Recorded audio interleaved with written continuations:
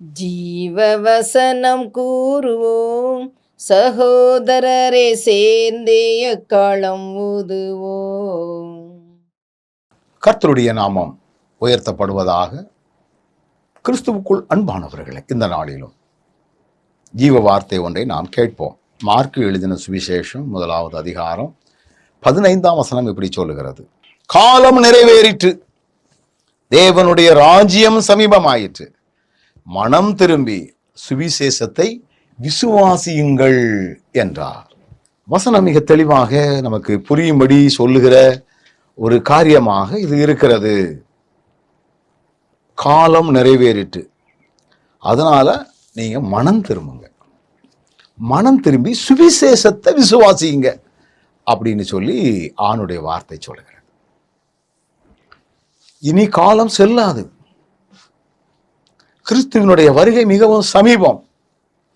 ஒன்று நம்முடைய மரணம் முந்தும், அல்லது கிறிஸ்துவனுடைய வருகை முந்தும். அதற்கு நாம் எப்பொழுதும் அவரை எதிர்கொண்டு செல்வதற்கு நம்மை ஆயத்தமாய் இருப்பதற்கு சுவிசேஷம் நமக்காக கல்வாரியிலே ரத்தம் சிந்தி நம்மை மீட்டு, நமக்காக பாடுபட்டு, நமக்காக அடக்கம் பண்ணப்பட்டு, நமக்காக உயிர் தெழுந்திருக்கிற ஆண்டவர் இருக்கிறார். அவரை நாம விசுவாசித்தால் மட்டும்தான் நாம் நித்திய வாழ்வுக்கு சொந்தமாக்கப்பட முடியும். தேவனுடைய ராஜ்யம் சமீபமாயிற்று.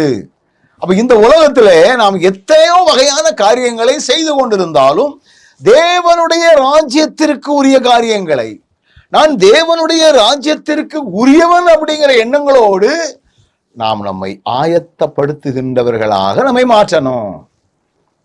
ஆயத்தப்படுத்துகிறவர்களாக நாம் உருவாக்கப்படணும்.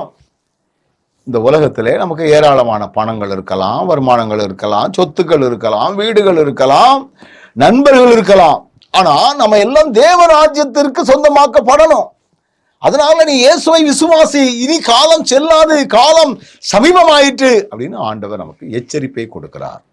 மனம் திரும்பின அனுபவங்களோடு தேவ ராஜ்யத்திற்குள் நான் பிரவேசிக்கிறவனாய் என்னை மாற்றும் ஆண்டவரே என்கிற சிந்தையோடு கூட நம்ம செயல்படுவோம். நல்ல ஆண்டவரே, தேவ ராஜ்யத்திற்கு நாங்கள் எப்பொழுதும் ஆயத்தமுள்ளவர்களாய் காணப்பட கிருபை தாரும். இயேசுவின் நாமத்தில் ஜெபிக்கிறோம், ஜீவனுள்ள நல்ல பிதாவே, ஆமென்.